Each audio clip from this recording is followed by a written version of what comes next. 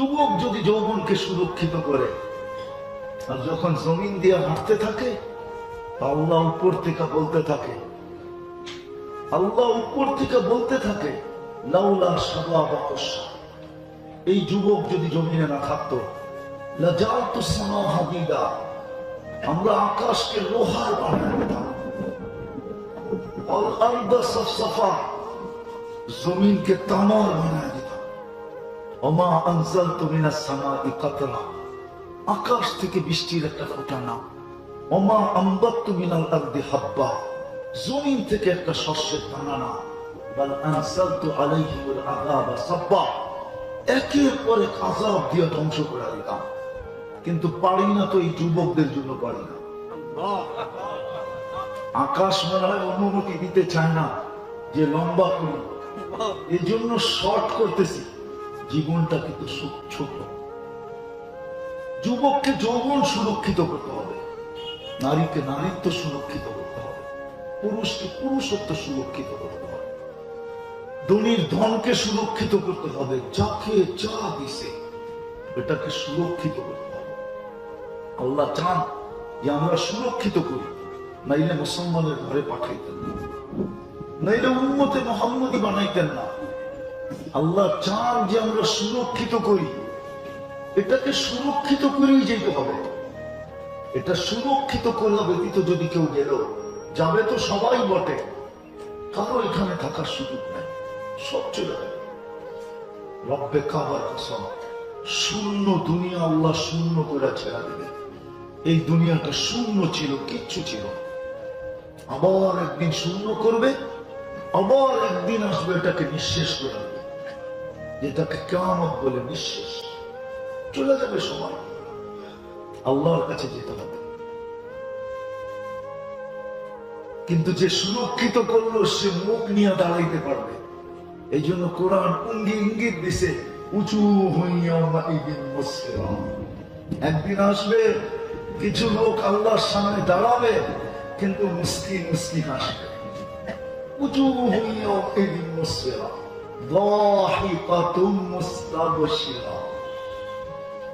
হাসতে থাকবে, উজ্জ্বল চেহারা নিয়ে দাঁড়াবে, হাস্য উজ্জ্বল চেহারা, তারপরে হাসবে, আর সুসংবাদ চতুর্দিক থেকে এদের উপরে পড়তে থাকবে।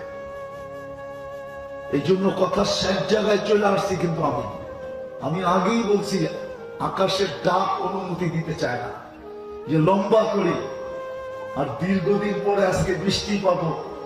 যদি আল্লাহ দিয়া দিল, তাহলে বৃষ্টি তো না, এটা তো রসের গোল্লার চেয়েও বড় হবে, ঠিক না? বড় নেয়ামত হবে। আমার তো, আমি দোয়া পড়বো তো পড়বো কি করে, আল্লাহুম্মা হাওয়ালাইনা ওয়ালা আলাইনা, যে আল্লাহ এইখানে দিয়েন না, অন্যখানে দেন। আজকে তো দেশের প্রত্যেকটা মাটির কণা পর্যন্ত বৃষ্টির জন্য তল পাইতেছে। বরং দোয়া করতেছি আমি উঠার আগেই যেন ঝুমঝুমায় নামে, এখনই যেন নামে। আমাদের দোয়ার যেন রং আল্লাহ দেখায় দেয়। বিদায় আমি কথা গুছিয়ে ফেলছি বিলকুল। জীবন কিন্তু ছোট, সুরক্ষিত করে যেতে হবে। সুরক্ষিত করে গেলে আল্লাহর কাছে পরিচয় পাবো, আল্লাহর কাছে সামনে যে হাস্য উজ্জ্বল দাঁড়াইতে পারো, সুসংবাদের বৃষ্টি ফুল আমাদের উপরে চলতে থাকবে। যুবক, তোমাদেরকে পায়ে হাত দিয়া বলি, যৌবনকে সুরক্ষিত করো, খেলায় হারায় দিও না। পুরুষদেরকেও বলি, পুরুষত্ব সুরক্ষিত করেন। এই উম্মতের বেশি করতে হবে না। আমি তো বলতেছিলাম আজকে কয়েকদিনই রোজার পরের থেকে, এই গরম দেখা বলতেছিলাম যে আল্লাহ নারাজ হবে না কেন? রমজান মাসে তো ইচ্ছা করলে 70 মাসের খরচ অ্যাডভান্স করে বসে থাকতে পারতাম। অ্যাডভান্স বুঝেন না কি? অ্যাডভান্স দেয় তো, দোকানে টোকান মিলে অ্যাডভান্স দেয় না? আল্লাহ তো সুযোগ দিছিল, 1 মাসে 70 মাসের খরচ অ্যাডভান্স করতে পারতাম। এক খরচ 70, বা যদি পিছনে না করে থাকি তো ওটাকে রিকভারি করতে পারতাম। কিন্তু আফসোস, আমার জাতি 70% মানুষই তো নামাজ পড়ে নাই। 30% মানুষ হয়তো নামাজ পড়ছে, রোজা রাখছে, সারা মাস আসতে পারে নাই। 20 দিন যদি কাজকর্ম, দোকান পাট, মিল, ফ্যাক্টরি গুছাইতে লেগে যেত, মাইনা নিলাম লেগে গেল, মসজিদে পড়া থাকতো। কিন্তু শেষ 10 দিন তো মসজিদের চিত্রই ভিন্ন ছিল। শেষ 10 দিন পুরো মসজিদ খালি ছিল, বাজার গুলাতে উপচে পড়া ভিড় ছিল। আল্লাহ নারাজ হবে না কেন? আজকে মনে হয় রাজি হয়ে গেছে, বৃষ্টির ফোঁটা চাষতেছে, এই জন্য বেড়ে দোস্ত কথা কিন্তু শেষ। আসেন আসেন, জীবনটাকে সুরক্ষিত। যুবক তুমি যৌবনকে করো, পুরুষ পুরুষত্বকে করি, নারী নারীত্বকে করি, প্রত্যেক ব্যক্তি জীবনটাকে সুরক্ষিত করি। এই উম্মতের জন্য করা কোনো কঠিন না, বিলকুল সহজ। 5 ওয়াক্ত নামাজ যদি কন্টিনিউ পড়তে পারি, এমন পর্যন্ত কি যদি ইশারাও পড়ি, ওই অবস্থায় পৌঁছে গেলাম যে ইশারায় পড়তে হয়, ইশারাও যদি পড়তে পারি আর যদি কমপ্লিট দেখাইতে পারি, তাহলে জীবন সুরক্ষিত হয়ে যাবে। ইদা সালুহা সালুহা সাইরুল আমাল। নামাজ ওকে, জীবন ওকে। চলেন একটু তওবা করি, যাতে বৃষ্টিটা ঠিক মতো হয়, মাটিটা ঠিক মতো ভিজে, ভিতরের গরমটা ঠিক মতো বাহির হয়, ওয়েদারটা ঠিক মতো যেরকম আমরা চাই এরকম ঠান্ডা হয়। এই জন্য চলেন আজকে আল্লাহর কাছে তওবা করি। করবেন? অতীত থেকে কে কে করবেন তওবা? তাহলে আল্লাহকে বলে দেন, বৃষ্টি নামার সময় দোয়া কবুল হয়। কিন্তু বৃষ্টি যখন নামে তখন দোয়া কবুল হয়। বলেন, আল্লাহ অতীত থেকে তওবা করলাম, আপনি আমাদের তওবা কবুল করেন, আমাদের গুনাহ খাতাকে মাফ করে দেন। নামাজ আর অঙ্গীকার করেন আজকের থেকে নামাজ ছাড়বো না। যুবকরা কি বলে? যুবকরা পাক্কা? মনে হয় এই যুবকদের আয়োজন দেখেই আল্লাহ বৃষ্টি পাঠায় দিয়েছে। তোমাদের সবার সাকসেস, গ্রহণযোগ্যতা পাওয়া গেছে। জলদি জলদি এক্ষুনি দোয়া হবে। তোমাদের এই সভা কামিয়াব। আমিন। সবার কারণে বৃষ্টি চলে আসছে, তাও ঢাকার ভিতরে, ঠিক না? দূর দূর শুনতেছিলাম বৃষ্টি হইতেছে। যুবকরা ভাগ্যবান আজকে। জলদি জলদি জলদি জলদি জলদি দোয়া শুরু করব। আল্লাহুম্মা সাল্লি ওয়া সাল্লিম ওয়া বারিক আলা হাবিবিকা মুহাম্মদ। আল্লাহুম্মা লাকাল হামদ কামা ইয়ানবাগি বিজালালি ওয়াজহিক ওয়া আযীমি সুলতানিক। আয় আল্লাহ, আজকের আয়োজন কবুল হয়ে গেছে, আমরা এটা বিশ্বাস করি। যদি কবুল না হইতো, যে রহমত মানুষ চাইতেছিল এতদিন, এই যুবকদের আয়োজনের কারণে আপনি কবুল করে দিয়েছেন। আল্লাহ, বৃষ্টি মনে হয় আমাদের উঠার অপেক্ষা। একই সামনে রেখে অতি অল্প সময় কিছু কথা রাখবো, সাথে সাথে সকলের কাছে দোয়ার দরখাস্ত থাকবে। এই পর্যন্ত যা শুনলাম আর সামনে যা শুনব, আল্লাহ সাধ্য অনুযায়ী প্রত্যেকটা কথার উপরে আমল করার তৌফিক দান করেন। সাথে সাথে অনুরোধ থাকবে, কথাগুলো যত বেশি মনোযোগ দিয়া শুনব,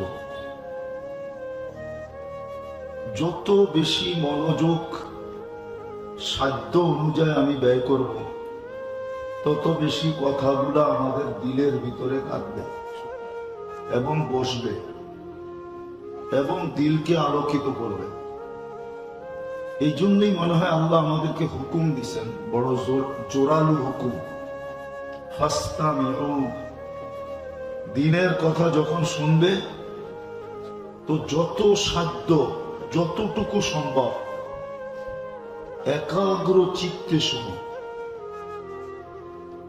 সাথে আরেকটা হুকুমও আছে, আনসিতু, বিলকুল আওয়াজবিহীন, কোনো আওয়াজ যেন না হয়। তাইলেই আল্লাহ পাকের ওয়াদা পুরা হবে, লাআল্লাকুম তুরহামুন। আল্লাহ বলে, আমরা তোমাদের উপরে রহমতের বৃষ্টি বর্ষিত করব।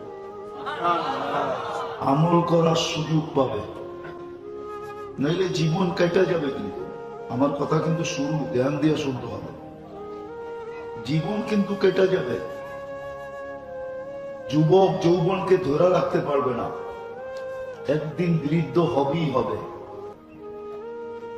কিন্তু যৌবনের যে দাম, এই দাম সে আল্লাহর কাছ থেকে লুটা নিতে পারবে না। যৌবনের একটা দাম আছে, উম্মত তো জানে না। এই উম্মতের বয়সের একটা দাম আছে, দাম। দুনিয়ায় বয়স্ক হলে ভ্যালু কমে, চাকরি একদিন রিটায়ার্ড হয়ে যায়, চাকরি হারায় ফেলে বয়সের কারণে। কিন্তু এই উম্মতের আল্লাহর কাছে বয়সের বড় দাম। 15 থেকে যদি 40 পর্যন্ত, এটাই হলো মেইন যৌবনের সময়। এটাকে যদি ধরে রাখতে পারে, তাহলে দুনিয়া হিসাবে 3টা রোগ আর কোনোদিন হবে না। পাগল হবে না, শ্বেত রোগ হবে না, কুষ্ঠ রোগ হবে না। আবার যদি 50 পর্যন্ত ধরে রাখতে পারে, দিনদারি ধরে রাখতে পারে, ইসলাম ধরে রাখতে পারে, নিজেকে মুসলমান হিসাবে যদি পরিচিত করতে পারে, তাহলে 50-এ পা দিতে দেরি। ইউহাসাবুহু হিসাবান ইয়াসীরা, এর কঠিন হিসাব আর কোনোদিন হবে না। আল্লাহ এই ব্যক্তির আর কঠিন হিসাব করবেন না। কোন কঠিন হিসাব এর সাথে হবে না, সহজ হিসাব হবে। সময় লাগবে কতটুকু? ফজরের 2 রাকাত সুন্নত পড়তে যতটুকু সময় লাগে। হিসাব নিবে কি? শুধু ফাইলটা এরকম হাত দিয়ে উঠাবে, বাপের নাম সহ শুধু নামটা পড়বে, আর আল্লাহ বলবে এটা ঠিক আছে, রাখো। যখন 60 বছর হবে,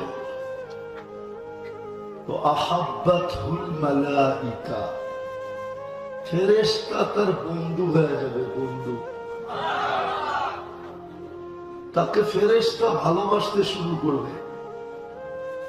আর যাকে ফেরেশতা, যার বন্ধু ফেরেশতা হবে, আর যাকে ভালোবাসতে শুরু করবে, তো কোরআন বলে নাহনু আউলিয়াউকুম ফিদ দুনিয়া ওয়া ফিল আখিরাহ। শুধু দুনিয়ায় বন্ধুর পরিচয় দিব না,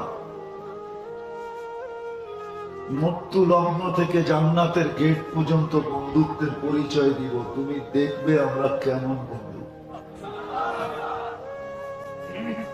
যখন 70-এ পা দিবে, তো আহাব্বাল্লাহু ইলাইহিল ইনাবা, তো আল্লাহ ভালোবাসা বলতে থাকবে, আর কতদিন থাকবি আমার কাছে, আয় না। এতদিন তো শুধু দূরের থেকে দেখা হয়, চলে আয়, কাছের থেকে একটু দেখা হয়। আল্লাহ তার প্রত্যাবর্তনের আকাঙ্ক্ষী হবে। আর যদি তারপরও 80-তে পা দিয়া ফেলল, ইদা বালাগা সামানিন, তো লাম ইউক্তাব যানবু, 80-র পরে আর গুনাহ লেখা হয় না। গুনাহ লেখা বললে তো হুজুররা মানবো না, নাহলে তো বইলেই দিতাম। দিমু বইলা? ছোট বাচ্চা 15 বছর প্রাপ্ত বয়স্ক হওয়া পর্যন্ত যত গুনাই করো, গুনাহ লেখা হয় না। ঠিক 80 বছরের পরেও এরকমই বাচ্চা মনে করে গুনাহ লেখা হয় না।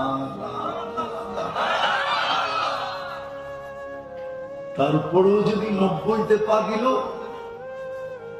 তাহলে লেখা গেল আসিরুল্লাহি ফি আরদিহি, আল্লাহর কয়েদি আল্লাহর জমিনে, আগে পিছের গুনাহ আল্লাহ পুরা মাফ করে দেন। তো বুঝাইতেছিলাম, জীবনটা কিন্তু ছোট। যুবক যদি যৌবনের মূল্যায়ন না করলো, তাহলে যৌবনের যে একটা মূল্য, যৌবন তো একদিন ভুলেই যাবে। কেননা যৌবন ধরে রাখার কোনো পাওয়ার ব্যাংক আসে না। আসে না? আসে? কি তুমি নেটে সার্চ দিলে পাওয়া যাবে না? না, আলাদি কিছু কয়টা না, নেটে সার্চ দিলে পাওয়া যাবে না। যৌবন ধরে রাখার পাওয়ার ব্যাংক, বিদ্যুৎ ধরে রাখার পাওয়ার ব্যাংক তো বিজ্ঞান বানাইলো, কিন্তু যৌবন ধরে রাখার কোনো পাওয়ার ব্যাংক নাই। এটা একদিন হাতছাড়া হয়ে যাবে। কিন্তু যদি মূল্যায়ন আসতে শুনতে হবে, ঠিক আওয়াজ না, আওয়াজ করলে সব উড়ে যাবে, দিলে গাঁথবে না। আমার আওয়াজে আওয়াজ নেই, মন দিয়ে শুনতে হবে। তাইলে যদি দিলে গাঁথে, আর নামও তো দিছে খেদমাতুল উম্মাহ, যুব সংগঠন, ঠিক না? এই জন্য বলতেছি জীবনটা কিন্তু ছোট। যুবক যদি যৌবনের মূল্যায়ন না করলো, তাহলে যৌবন একদিন ধরা যাবে, কিন্তু মূল্য পাবে না। আচ্ছা চলেন, যুবকের যৌবনের মূল্য কত? দুই চারটা দেখাই, দুই চারটা দেখি আজকে এদের দিলে গাথে কিনা। যুবকের যৌবনের মূল্য কত? যদি যৌবনের মূল্য না হতো, তাহলে আল্লাহ যুবককে কেন বলতো যে শাবুন নাশা ফি ইবাদাতিল্লাহ? যে যুবক যৌবনকে ইবাদতের মাধ্যমে সুরক্ষিত করলো, তার জন্য আমরা কিয়ামতের দিন আরশের নিচে সুপার ডিলাক্স গ্যালারি বানায়া রেখে দিয়েছি। সুপার ডিলাক্স বুঝেন? ভিআইপির চেয়ে উপরে সুপার ডিলাক্স ওই গ্যালারি বাজারখান্ড আছে যুবকের জন্য, যে যৌবনের মূল্যায়ন করবে। এটা তো আরশের নিচে রাখা আছে, কিয়ামতের দিন মিলবে। দুনিয়াতে যখন যুবক সেজদায় যায়, আল্লাহ ফেরেশতাকে ডাইকা মূল্যায়ন দেখায়, মূল্যায়ন দেখায়। আল্লাহ নিজে বলে জাআলা আজলাহু মাজালাহু লিআজলি, সবকিছু বিসর্জন দিয়ে আমার কুদরতি পায়ে মাথা রেখা দিল, বলো কি পুরস্কার পেতে পারে? তো ফেরেশতারা জবাব দেন না, আল্লাহ নিজেই জবাব দেন। আল্লাহ বলে ইন্নী উবাহি বিহিল মালাইকা, আমি তোমাদেরকে নিয়ে, তোমাদের উপরে এই যুবককে নিয়ে গৌরব করি, গৌরব। বলো কোন যুবক যদি, বলো কোন সম্ভ্রান্ত ব্যক্তির কাছে যদি তুমি গৌরবের পাত্র হও, তো কেমন লাগে? আরে বলো না, পদস্থ ব্যক্তির কাছে গৌরবের পাত্র হইলে কেমন লাগে? মন্ত্রী মিনিস্টারের কাছে যদি গৌরবের পাত্র হও, তো কেমন লাগে? মাইনানো প্রধানমন্ত্রীর কাছে যদি তুমি গৌরবের পাত্র হও, তো কেমন লাগবে? আর আল্লাহর কাছে গৌরবের পাত্র। আসলে তো আল্লাহ চিনে না, এই জন্য লড়ে চড়ো না। আল্লাহ চিনো, আল্লাহ যে আল্লাহ তোমাকে ওই যৌবন দিছে, যদি সমগ্র জগতের সম্পদ, ধন সম্পদ এক পাল্লায় করা হয়, তারপরও এক যুবকের যৌবনের দাম বেশি। বিশ্বাস হয় না? না, কলিকাতা হারবালে তো যৌবন পাওয়া যায়, ঠিক না? মডার্ন হারবালে পাওয়া যায় না, চাইনিজ হারবালেও না, আমেরিকান হারবালেও না, পাওয়া যায় না। যে আল্লাহ তোমাকে যৌবন দিল, তৃতীয় লিঙ্গ বানাইল না, যৌবন দিল, ওই আল্লাহর কাছে তুমি প্রিয় পাত্র। চলো সর্বশ্রেষ্ঠ শুনে আগে 24 ঘন্টা আপনাকে আমাকে রক্ষণাবেক্ষণ করেন, লালন পালন করেন।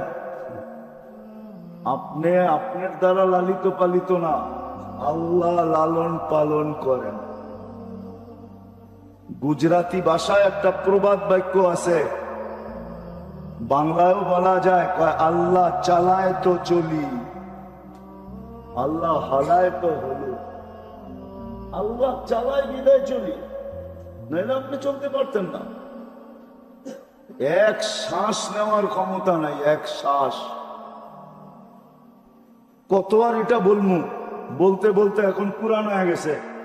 2020 করোনা লগ্নে বাংলাদেশের এক শিল্পপতি বলছিল, আমার সব সম্পত্তি লেখা নিয়ে আনে, আমাকে একটু স্বাভাবিক শ্বাস নিতে দে।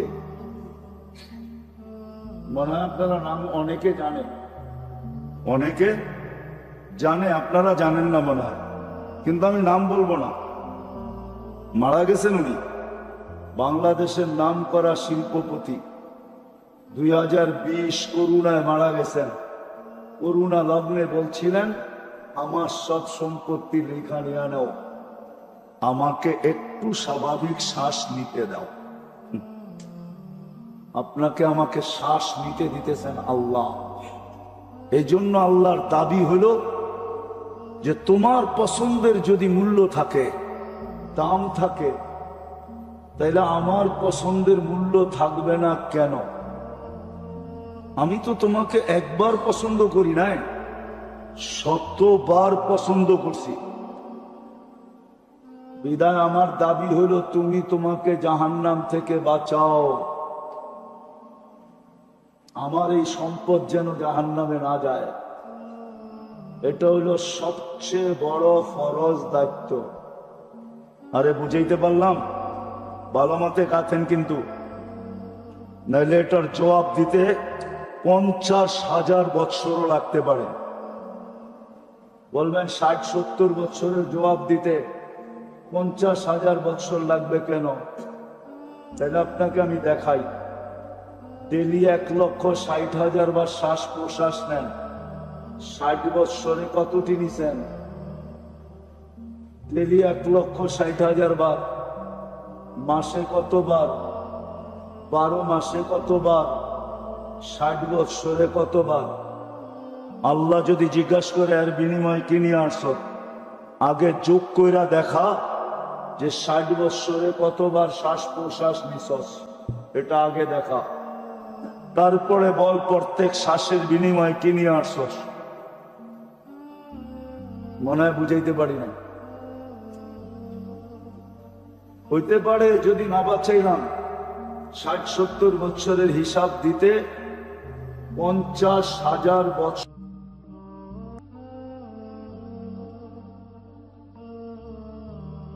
জন্য পাও ধরে না। ঘরালারা একটু বেকা হইয়া যদি কয় অটো কিন্তু ডাইকা লাইছি, কাপড় দিয়েও গুছাইয়া লইছি, বাপের বাড়ি কিন্তু এক্ষুনি যামুগা, তাইলে এখানে বহুত আছে যারা করবো পাও ধরি যায়ও না, আমার ইজ্জত আছে। কি করবেন না? রাগ হয়ে গেলেন? হ্যাঁ, কি পাও ধরবো, কিন্তু জাহান্নাম থেকে বাঁচানোর জন্য পাও ধরে নাই। এটা দ্বিতীয় ফরজ ছিল, দ্বিতীয়। রাগ হয় না আমার উপরে, চিল্লারা। দ্বিতীয় ফরজ ছিল আপনার জন্য ঘরের মানুষের পাও ধরা। কেননা এক ঘরের নারী 4 জনকে নিয়ে জাহান্নামে যাবে। 4 জনকে। কয়জন? স্বামী, মা, বাবা, বড় ভাই, সন্তান মা বাবাকে জাহান্নামে ঢুকায়া তারপরে জাহান্নামে যাবে, এর আগে যাবে না। দ্বিতীয় আমাদের দায়িত্ব ছিল পরিবারের লোকজনকে, ঘরের লোকজনকে জাহান্নাম থেকে বাঁচানো। এটা আমাদের দায়িত্ব ছিল, ঘরের লোকদেরকে জাহান্নাম থেকে বাঁচানো। এটা ফরজ দায়িত্ব ছিল, ফরজ। হ্যাঁ বলবেন পাও ধরছি তারপরও হয় নাই, এই দায়িত্ব আর আপনার কাছে নাই। আল্লাহ দেখা ফেলছে, কেরামান কাতেবিন ছবি তুলা ফেলছে যে আপনি পাও ধরছেন, সাধ্য অনুযায়ী চেষ্টা করছেন। আল্লাহ বেইনসাফ না, ইনসাফ করবে আপনার সাথে। তখন আর দায় দায়িত্ব আপনার উপরে বর্তাবে না,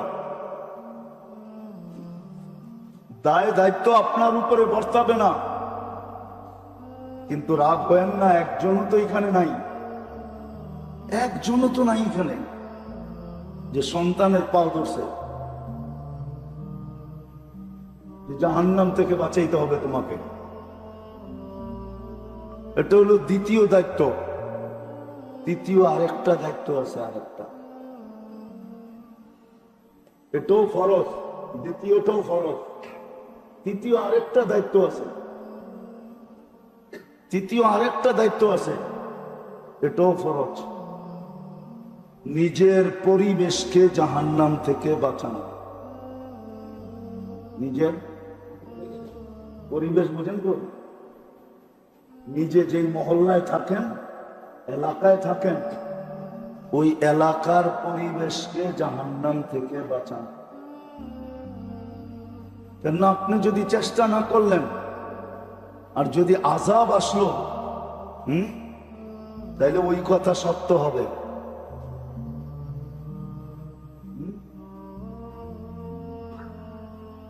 কবি বলছিল আর কি, লগ যায় আগার আগ, যদি পুরা মহল্লা আগুন লেগে যায়, তাহলে সমস্ত ঘরই কিন্তু পুরার আশঙ্কা হবে, ঠিক না?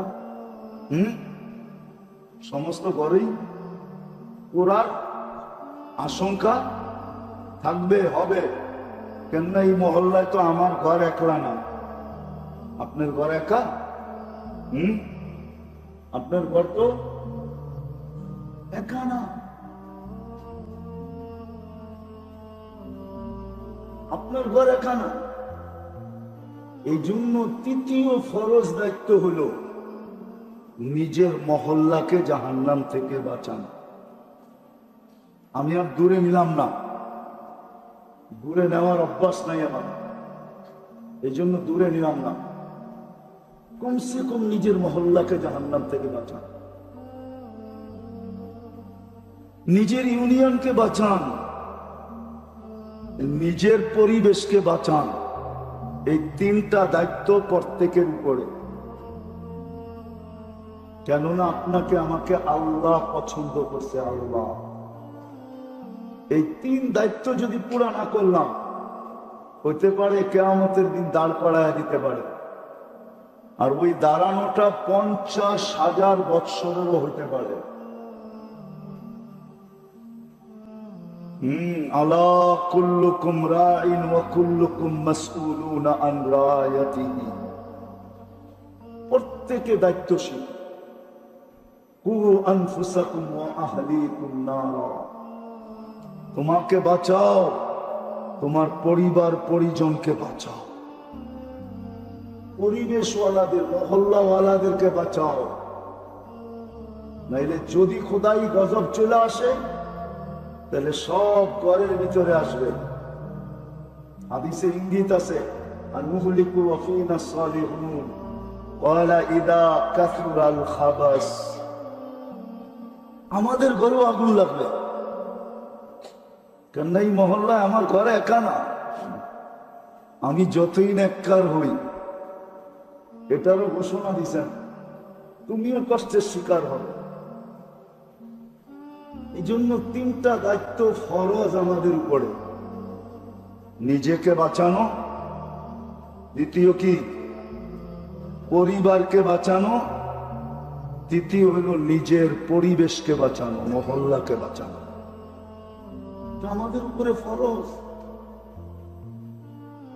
বাঁচাও। আজকে এই তিন কথা না বুঝার কারণে আর তিনটা না করার কারণে, এই তিনটা যদি মুসলমান বুঝতো আর তিনটা যদি করত, সমস্ত দুনিয়ার মহল্লা আলারা যদি, মুসলিম মহল্লা আলারা যদি এটা করত, তাহলে আজকে মুসলমানদের এই দুরবস্থা হতো না। মুসলমানদের যে দুরবস্থা আজকে, এটা কোনোদিন হইতো না। দুনিয়াওয়ালাদের কাছে তো মুসলমানদের পানির দাম নাই নাই নাই নাই। দুনিয়াওয়ালাদের কাছে টানলেও মুসলমানের পানির দাম এখন নাই। কিন্তু কিভাবে নিবেন জানি না, মনে হয় এই পানি মাথার উপরে ওঠে না, পানি মাথার উপরে ওঠে না। উঠলে তো এই দুরবস্থা মুসলমানদের হইতো না। আজকে দুনিয়ার প্রেক্ষাপটে মুসলমানদের যে দুরবস্থা, 38,000 ফিলিস্তিনি মরে গেল, নারী শিশু, 38,000 মানুষের রক্ত।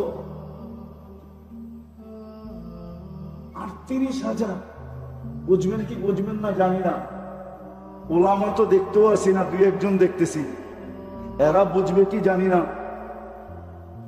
এতগুলো মানুষের রক্ত, অথচ রক্ত জড়ে নাই, রক্ত কি জড়ে নাই। উসমান রাদিয়াল্লাহু তাআলা আনহু, উসমান রাদিয়াল্লাহু তাআলা আনহু শহীদ হয়ে গেছেন, শহীদ। বায়াতে রিজওয়ানের ভিতরে মিথ্যা খবর শোনা গেছে, উসমান শহীদ হয়ে গেছে, অথচ শহীদ হন নাই। সাহাবারা বলতেছে, ইয়া রাসূলুল্লাহ, উসমান শহীদ হয়ে গেছে, রক্তের বদলা ছাড়া ফিরবো তো ফিরবো কি করে? উমরা করি আর না করি, রক্তের বদলা তো নিব। বলছে মুখ দিয়ে বললে তো হবে না, বায়াত করো। তো গাছের নিচে মরণের বায়াত করতেছে সবাই, আল্লাহ চুপচাপ, কিচ্ছু বলে না। ওহি পাঠায় দিলি তো পারতেন, ঠিক না? যে উসমান তো মরে নাই, শহীদ হয় নাই, এটা মিথ্যা খবর। যখন সবার বায়াত শেষ, তো আল্লাহ উল্টা আয়াত পাঠাইতেছে, নিয়াতুল্লাহি ফাওকা আইদিকুম, আমিও তোমাদের সাথে হাত, তোমাদের হাতের উপরে হাত রেখে দিলাম। যেখানে মিথ্যা কথার উপরে বায়াতে রেজওয়ান হইতেছে, আর আল্লাহ বিলকুল চুপচাপ, জিবরিল আইসা কিচ্ছু বলতেছে না, বরং উল্টা আল্লাহ বলতেছে আমার হাতও তোমাদের সাথে। ওইখানে 38,000 মরে গেছে। কোন দোয়া উপরে উঠতেছে না, ওলামা দোয়া করতেছে, কুলাবা দোয়া করতেছে, আল্লাহ আল্লাহরা করতেছে। এখন যান হাজিরা মক্কায় যায় দোয়া করতেছে, না করতেছে না? হ্যাঁ, কি মরণের মিছিল কমতেছে না বাড়তেছে? হ্যাঁ, মুসলমানের দুরবস্থা কমতেছে না বাড়তেছে? কেন? কারণ এটাই, মুসলমান বোঝে নাই যে আমার ফরজ দায়িত্ব কি। ফরজ দায়িত্ব হলো প্রথম নিজেকে জাহান্নাম থেকে বাঁচাও, পরিবারকে বাঁচাও, তোমার পরিবেশকে বাঁচাও। এই তিনটেই যদি করতে পারি, প্রত্যেক পরিবেশের মানুষ যদি দায়িত্ব নেয় যে আমার পরিবেশে একজন বেনমাজি থাকবে না, আমি দরকার হলে পায়ে ধরবো, দরকার হলে হাতে ধরবো। ও মেরে দোস্ত, রাগ হয়ে যায় না, রাগ হবে বলবো। এইখানের তাবলিগওয়ালারা আছে, এই মহল্লার তাবলিগওয়ালা দূর দূর যায় মানুষের পাও ধরতেছে, কিন্তু এই মহল্লাবাসীরা আমাদের পাও ধরতেছে না, যে আমি তোমাদের পাও ধরতেছি। যে মসজিদ বইলা দাও, মসজিদ, আমি মসজিদে বৈশা বইলা দিতেছি, মিডিয়া নোট করে নে, আজকে যদি মুসলমান ফজরের নামাজে জুমার সমপরিমাণ লোক ঘোরা দিতে পারে, তাহলে কালকের থেকে মুসলমানদের বিজয়ের পালা শুরু হবে। বিজয়ের ঝান্ডা আকাশের ভিতরে উঠতে থাকবে, পতাকা উঠতে থাকবে। কোরআনে লেখা নাই, ইহুদিদের কিতাবে লেখা আছে, ইহুদিদের কিতাবে, যে যেদিন মুসলমানের ফজরের জামাত আর জুমার জামাত সমান হবে, ওই দিন থেকে মুসলমানদের বিজয়ের পালা শুরু হবে। আপনি ভাবছেন ওরা প্রতিদিন ফজরে আইসা দেখা যায় আপনার মুসল্লি কয়জন হয়েছে, আর একটা মুস্কি হাসি দিয়ে চলে যায় আর বলে এখনো বাড়ে নাই, বিদায় আমাদের কোনো চিন্তা নাই, কচু কাটা কর আর জামলে তা কর, ওদের বিজয়ের পালা শুরু হবে না, না, না, না, না, না। এই জন্য আমাদের তিনটা দায়িত্ব। ভালো মতে বোঝেন, কিন্তু আমি শেষ জায়গায় চলে আসছি কথা। তিনটা দায়িত্ব আপনার উপরে ফরজ, এক কদম হেলাইতে পারবেন না, এক কদম। আজকে হয়তো হেলায়া দিতে পারেন, কিন্তু কালকে হেলাইতে পারবেন না। হেলায়া দেওয়া বুঝেন? হেলায় দাও বোঝেন না? বোঝেন? আজকে মনে হয় সমাজের বড় ব্যক্তিত্ব পুরা সমাজ হেলায় দেন, ঠিক না? এলাকার ব্যক্তিত্বমান মানুষ পুরা এলাকা হেলায় দেন, ঠিক না? থানার ব্যক্তিত্বমান মানুষ থানা হেলায় দেন, ঠিক না? ফ্যাক্টরির মালিক কর্মচারী করে হেলায় দেন, ঠিক না? কালকে কিন্তু আপনি পাও হেলাইতে পারবেন না, অন্যরে হেলাইবেন কোথেকে? লা ইয়াজাল কাদামা আব, আল্লাহর রসুলের কথা, পাও হেলাইতে দিবে না আল্লাহ যতক্ষণ পর্যন্ত প্রশ্নের উত্তর না দিবে।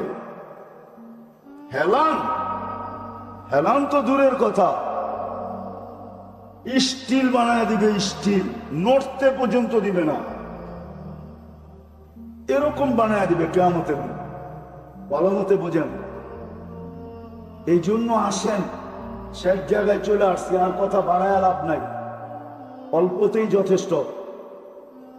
আসেন, এই মহল্লার যারা আছি, মাধবদীর যারা আছি, এই মহল্লার নাম আপনারা সবাই মাধবদীর তো।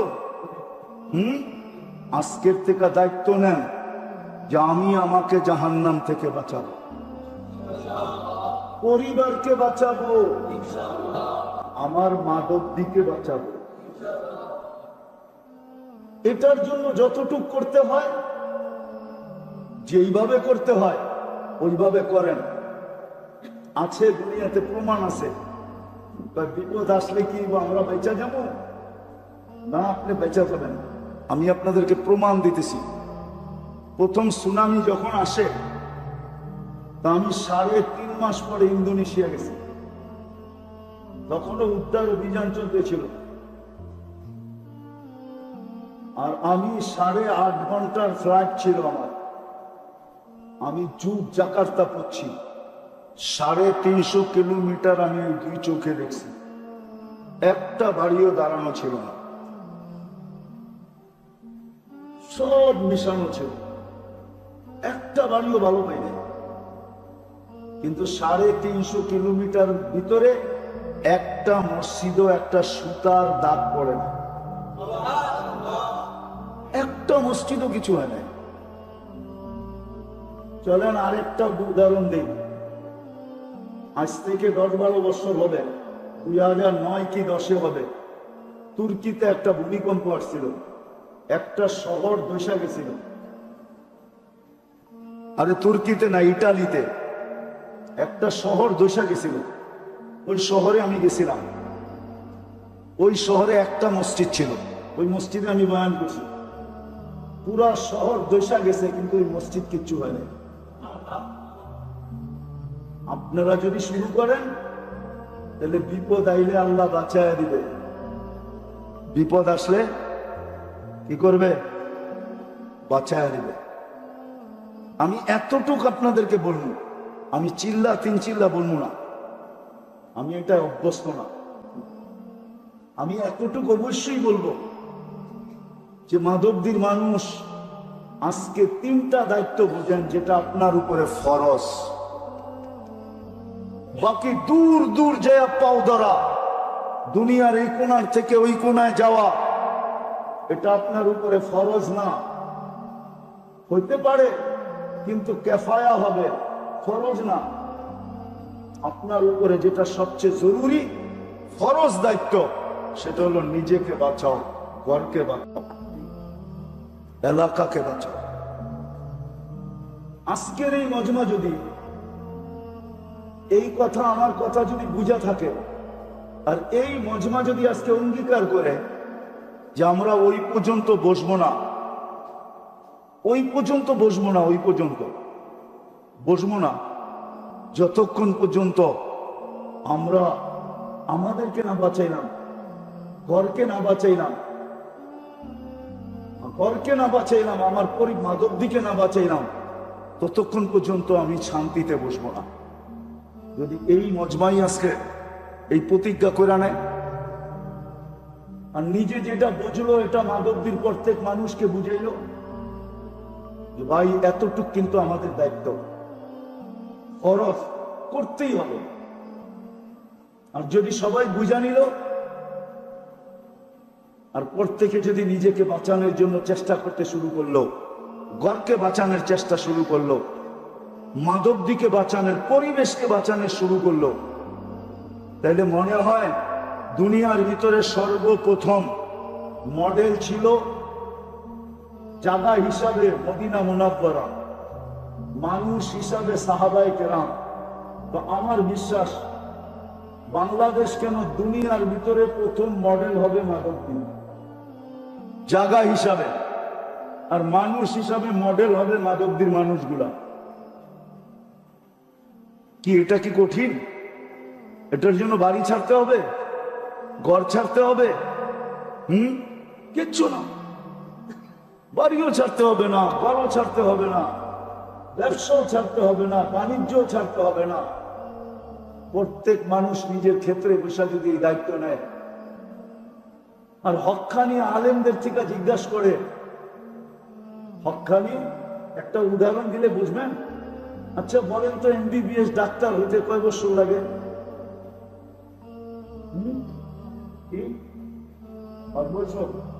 পুরান কথা বলতেছেন, ওটা পুরান। আগে 4 বছর ছিল, ইন্টারনি 1 বছর ছিল, এখন ইন্টারনি 2 বছর। আমার মনে হয় কি ছেলেরা কি কয়, যুবকরা কি কয়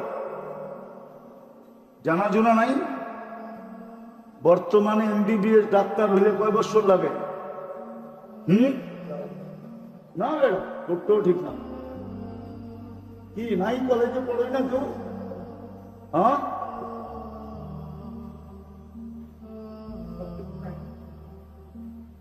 এমবিবিএস শুধু ডাক্তারিটা পড়তে। আচ্ছা মাইনা নিলাম 6 বছর লাগে। কত? কি 6 থেকে 7 বছর। 5 বছর ক্লাস করতে হয়, 2 বছর মনে হয় ইন্টার্নি করতে হয়। আচ্ছা এখান থেকে যাইয়া ফোন করে জিজ্ঞাসা মনে 7 বছর লাগে, 7 বছর। আচ্ছা এখন তো পল্লী চিকিৎসক হইতে কয় বছর লাগে? কয় মাস? এটা দিয়ে সবাই জানে। পল্লী চিকিৎসক হইতে কয়দিন লাগে? 6 মাস। এখন মনে হয় একটু বাড়ায় 1 বছর করছে। কত? ওইখানে লাগে 7 বছর, এইখানে লাগে কয় বছর? পল্লী চিকিৎসক হইতে কয়দিন লাগে? 6 মাস থেকে 1 বছর। আর পুরা ডাক্তার হইতে লাগে 7 বছর, 6 থেকে 7 বছর। ঠিক না? হক্কানি আলেম আল্লাহওয়ালাদেরকে বলেন যে আমি এই 3 ফরজ আদায় করতে চাই, কিন্তু আমি তো আপনাদের মতো 8 বছর, 10 বছর, 12 বছর, 18 বছর লাগাইতে পারবো না। 18 বছর লাগাইতে পারবো না।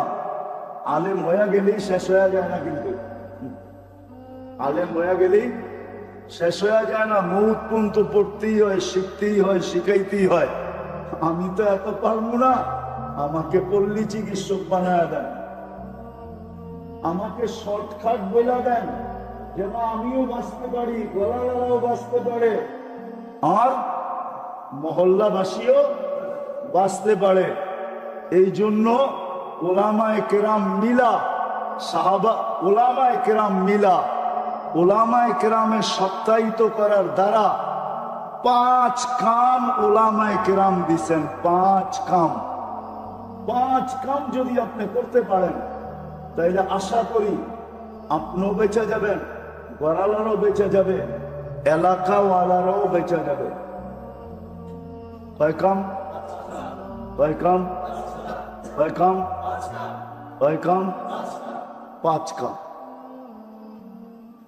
যদি 5 কাম করতে পারে,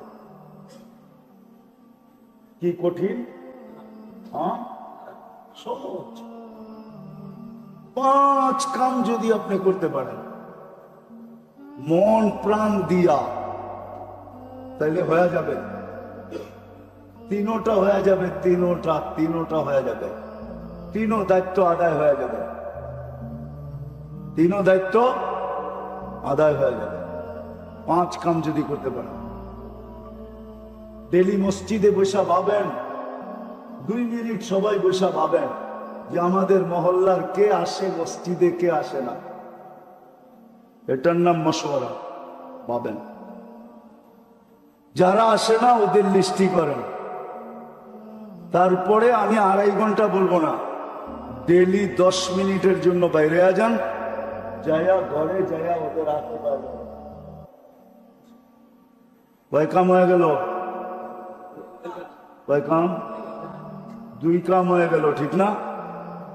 মসজিদে যারা আসে ওদেরকেও ফাজাইল শুনান, আর ঘরে যাইও ফাজাইলি তালিম করা সবাই হাতে পায়ে ধরা তৈরি করেন, দিনদার বানান। কয় কাম হয়ে গেল? কয়টা হইলো? কয়টা হইলো? 3টা হয়ে গেল। চতুর্থ, নির্দিষ্ট একদিন করা, একদিন নির্দিষ্ট করা সবাইকে হাতে পায়ে ধরা মসজিদে আইনা আল্লাহর ঘরের পরিবেশে বসায়া। এতদিন তো ডেলি যাইতেন, ওর পরিবেশে ওকে লাইকা হাতে পায়ে ধরতেন। একটা কাহিনী মনে উঠছে, বলে ফেলবো? আমি কিন্তু কাহিনীতে বিশ্বাস তো না, কিন্তু মনে উঠছে, কি করবো, বলে ফেলি। দেখি আপনাদের কাজে লাগে কিনা। এক আল্লাহওয়ালা কাছে খবর আসছে যে আমাদের এলাকায় এক মহিলা আছে যিনি পতিতা পেশায়, যার পেশা হলো পতিতা পেশা। কি পতিতা বুঝেন? আর মানলাম না, ঠিক না? তো বুজুর্গ বলতেছে পতিতা পেশা। তো হ্যাঁ। তো উনি একদিন পর্দার আড়ালে যেয়ে বলছে, মা না, ওই মেয়ে, তোকে আমি একদিনের জন্য বুক করতে চাই। আমার কামই তো এটা আমার, কিন্তু শর্ত আছে, ওই দিন আমি যা বলবো তা করতে হবে। বলছে এই জন্যই তো, ওই দিন তোমার বুক, তুমি যা বলবে তা করবো। বলছে টাকা কত নিবা? বলছে এত। বলছে ওকে। চলে আসছে, দিন তারিখ মতে গেছেন। বলছে আজকে কিন্তু আমার বুকিং। বলছে হ্যাঁ, আমিও তো অপেক্ষায় আছি। বলছে যা বলবো তা করতে হবে। বলে অবশ্যই। তো নিয়ে আসছে মতন বলছে যে যাও, প্রথমে গোসল করো। এইভাবে গোসল করতে হবে। এইভাবে গোসল করছেন, পর্দার থেকে বলে দিছেন এইভাবে গোসল করবে। তারপরে বলছে এই যে কাপড় দিলাম, পড়ো। কাপড় দিছে, পড়ছে। বলছে দেখো, নড়চড় করা যাবে না, তোমার সাথে আমার ডিট, সারা রাত্র আমার, যা বলবো তা করতে হবে। নতুন কাপড় পরায়া বলছে জায়নামাজ দিছে, এবার বিছাও। কয়টার উপরে দাঁড়াও। পশ্চিম দিকে মুখ করে দাঁড়াইছে, পর্দার আড়াল থেকে হাত উঠায় আল্লাহকে বলছে এই পর্যন্ত আমার দায়িত্ব ছিল, আমি আইনা মুসল্লায় খাড়া করায় দিছি, বাকি হেদায়েত আপনার দায়িত্ব, দিলে দিলেন, না দিলে না দিলেন। রব্বে কাবার কসম, আমি হাফিজ হুজুরের মুখ থেকে শুনছি, নাইলে আমি বলতাম না। যার তার কিসসা আমি বয়ান করি না, আমি হাফিজ হুজুরের মুখ থেকে আমার এই কানে শুনছি। হাফিজ হুজুরে চিনেন? কামরাঙ্গীর চর মাদ্রাসার হাফিজ হুজুরের মুখ থেকে শুনছি। মহিলা বলে একটা চিৎকার দিছে, আর দিয়া বলছে মালিক তওবা করে ফেললাম। সপ্তাহে একদিন মহল্লাবাসীদেরকে ঘরে আনেন, আল্লাহর ঘরে আইনা, এটার নামই গাছ। আইনা দোয়া করেন, আল্লাহ এতদিন যায়া বুঝাইছি ওর পরিবেশে, আজকে নিয়ে আসছি তোর পরিবেশে। এই পর্যন্ত আমাদের দায়িত্ব ছিল, বাকি তুই জানোস। হেদায়েত দিলে দে, না দিলে না দে। সপ্তাহে একদিন গাছতে মহল্লাবাসীকে আনেন, আইনা আইনা এই কথা আল্লাহকে বলেন। রাখবেন না তাবলীগওয়ালারা, পায়ে হাত রাখি, পায়ে হাত। যদিও একটা কথা মিডিয়ায় বইলা ফেলতেছি, বর্তমান তাবলীগের জামানায়, বর্তমান তাবলীগে যারা নিজেদেরকে মনে করে আমার চেয়ে বড় মজলুম কেউ নাই, মজলুম। এই জন্য আজকে খুলা বলতেছি, খুলা গাস্ত করেন, সাপ্তাহিক গাছ কোন দিন মহল্লা বা আনেন নিজেদের বয়ান শোনানোর জন্য, নিজেরা তাশকিল করার জন্য, নিজেরা ক্রেডিট লওয়ার জন্য মসজিদে ঢুকায়া দিয়ে একদিনও দোয়া করেন নাই। মালিক মহল্লাকে আনা তোর পরিবেশে আমাদের দায়িত্ব ছিল, না করব বয়ান, না করব কিছু, আমরা পরিবেশে ঢুকায়া দিছি, বাকি তোর দায়িত্ব। বলেন কাস্তের পরে কোন ব্যক্তি দাঁড়ায় এরকম দোয়া করছেন বৈশা? একজন হাত উঠে বলেন করছেন কোনদিন? আল্লাহওয়ালারা শিখায় গেছে মহল্লাবাসীকে সপ্তাহে একদিন আল্লাহর ঘরে আইনা পিছের থেকে দোয়া করেন, আল্লাহ ডেলি যাইয়া ওর পরিবেশে পাও ধরছি, আজকে তোর পরিবেশে আইনা ছেড়া দিছি, তুই জানোস তোর কাম জানে, হেদায়েত দিলে দে, না দিলে না দে, আমরা গেলাম। তারপরে কথা বলেন কিছু, দেখেন কি হয়। কয় কাম হইল? 4টা, ঠিক না? হ্যাঁ কি 4টা হইল। এইবার 3 দিন আল্লাহর ঘরের পরিবেশে থাইকা, মাসে 3 দিন আল্লাহর ঘরের পরিবেশে থাইকা, নিজের এলাকার ভিতরেই, নিজের থানার ভিতরেই, নিজের ইউনিয়নের ভিতরেই আল্লাহর ঘরে 3 দিন থাইকা মানুষকে এই কথা বুঝান, এই 3 কথা বুঝান, তোমাকে বাঁচাও, ঘরকে বাঁচাও, পরিবেশকে বাঁচাও। এটা আমাদের সবচেয়ে বড় ফরজ। বাঁচাও, 3 দিন আল্লাহর ঘরে থাইকা বুঝান, আর আল্লাহর ঘরে আইসা দোয়া করেন।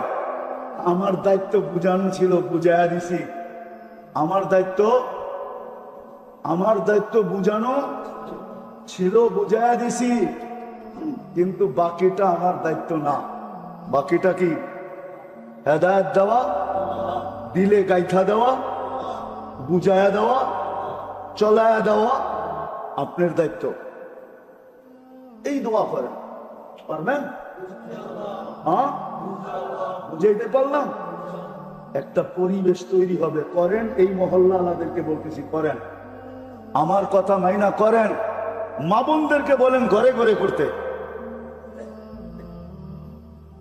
প্রত্যেক আকেল বালেক পুরুষ নারীর উপরে এই 3টা দায়িত্ব জরুরি। নিজেকে বাঁচানো, ঘরকে বাঁচানো, পরিবেশকে বাঁচানো। আজকে নিজে বাঁচলেও ঘর বাঁচা নাই, ঘর বাঁচলেও পরিবেশ বেঁচা নাই। যদি পরিবেশ বেঁচা থাকতো তাহলে বললাম না মুসলমানের এই দুরবস্থা হতো না।